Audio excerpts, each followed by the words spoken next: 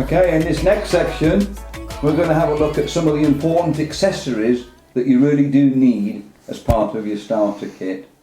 So first, let's have a look, Simon, at the landing net. What should you be looking for when you buy a landing net, and why would you need a landing net? Yeah, like a nice medium size. We don't want the real tiny ones, and we don't want a great big net.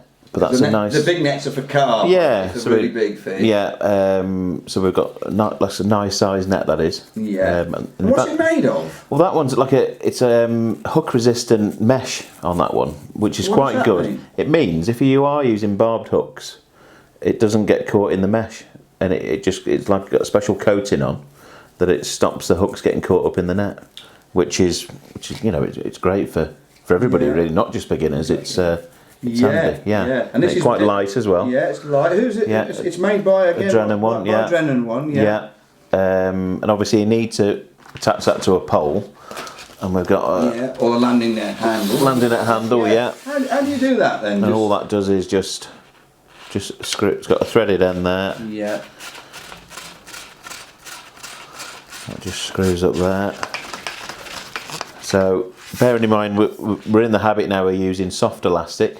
So we're not going to be swinging in big fish, so we need to net even the medium-sized fish. That's a good point. So what by medium-sized? What size of fish even should like you net? 3 and 4 ounce really should net them, because we've all had it where we've swung one in that's a bit too big, they fell off, tangled the rig, and you think, crikey, wish I'd have netted. So tangled your rig. Yeah, but has it ever cost you a match? Oh yeah. Back in the day and that, you just learn the hard way, don't you? So an important tip, is if in doubt, use the landing net. Yeah. It's quite light as well, that one. So telescopic handle. So I think these are a MIDI one again. The handle is made by MIDI. £15 one, and the net was about 18. 18, I think.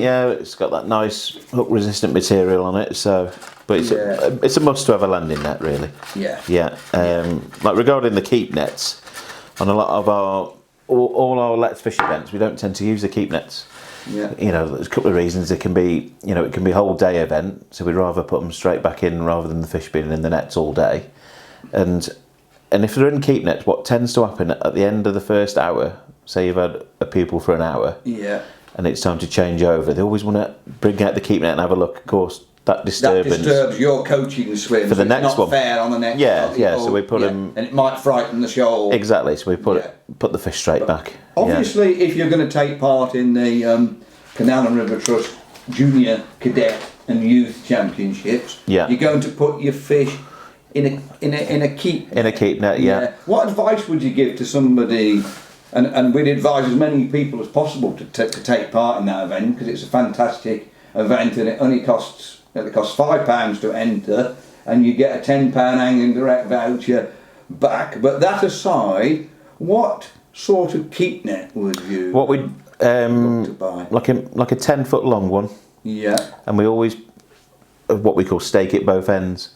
So we have the head of the net, which is the open part in front of you. Yeah, and that's where the fish we put them in. But if we didn't peg it out the other end, when we get boats go past and stuff like that, the net and some canals flow as well, and they might have a tendency to move in your swim again. But even worse, if there's 2 boats passing, they could inadvertently get tangled up in your net. That net. So there's only one winner, isn't there? The boat, the net's not going to stop the boat, and you would lose your net and you'd lose. So your we fish. peg it out the other end, and it's a lot better for the fish as well, because they got more room to swim up and down in. So we just attach it this end in front of us, and we put like a bank stick on the other end of the net, so it's staked, so it can't move about into the, it's staked into the bank so. Fantastic. Yeah.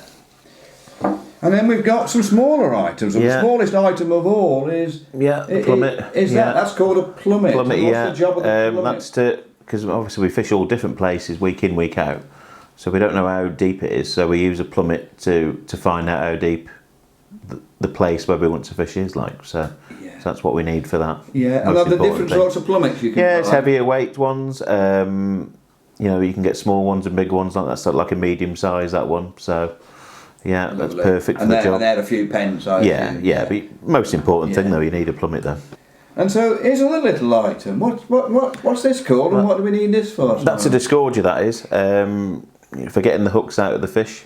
like you can have it if they've took it a little bit far down. Yeah. So you can get it out that way, or you can use it every time if you wanted. If you're not, not really that good at unhooking the fish. Another tip from me, if you want to learn to use a discourager, the Let's Fish development sessions are a fantastic opportunity to actually practice this sort of thing, with a coach. Yeah, obviously, like on the Let's Fish events, all the coaches are experienced, and it's just something that they can take if they've learned even just to do that. It's not something you learn on the first day. No, but it's maybe your second, third, or fourth. Preps them up for when they're going out on their own. It just exactly, because sooner or later you're going to go fishing on your own. Definitely, you're going to be fishing in the championships, and it's important that always buy 2 or 3 because I'm always losing them. I'm like, I don't know where they all go to be fair. So a good tip there is to have 2 discouragers. Yeah, they're only cheap anyway. Yeah. So. Another item here. Is this wonderful orange coloured box. So tell me what that's for. Just for putting the bait in when you get it from the shop. Obviously, you don't want to be putting them in bags and things like that. It's got holes in so the maggots can breathe. So just show me the holes then. Yeah, just there, like breathing holes for the bait. And so the maggots need to take oxygen out of the air. That's it, otherwise they'd die. Get rid of the carbon dioxide because they're a living thing. Oh right, okay. Yeah. So just container for the maggots or the pinkies and stuff like that we buy. Or the squats. Yeah, and then we just got a nice lid and. Yeah, always make sure the lid's on tight. Yeah, that's it, otherwise, I'm sure it's never happened to you. No. Yeah, but that can cause. Yeah, amount of flies in my van. It must happen every week, to be fair. Yes, because there's an important biological lesson here. Is that eventually the maggots turn into chrysalids, the chrysalids turn into flies, and the flies turn into an angry mum and dad if you're not careful. I mean, if money was tight. Could you use something like a margarine tub? You could do, put some holes in yourself, you could do. So that would be a tip to save a little bit of money. Yeah, that's it, but I think they're only like a couple of £1, I think, anywhere though. And I guess they're all of a similar similar quality, that's so you don't need to buy a particular brand. Yeah, that's it. One thing I think is worth mentioning is, first of all, the need for a fishing permit when you actually go fishing. There's actually no such thing as free fishing anywhere in fresh water in England or Wales. A few generous owners choose not to charge people, but in most places you do need permission to fish. Now, this can be either on a day basis, and so you would buy a day permit, and that could either be done in advance or on the bank, or, and this is what I'd often recommend, is to join a club. A lot of clubs make the fishing available at a very sensible, realistic price for young people, perhaps £5 or £10, and that will cover them for a whole year. And so joining a club, the junior section of a club, is, I think, a very good value for money.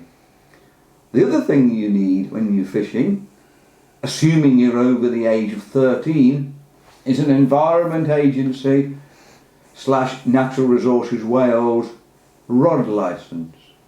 The good news is that if you are aged between 13 and 16 inclusive, those are available on the Environment Agency website free of charge. But it's important that you do register and get your rod licence. Once you're 17 or over, then you need to purchase a full licence. If you're under 13, I'll say it again, you don't need an Environment Agency rod licence.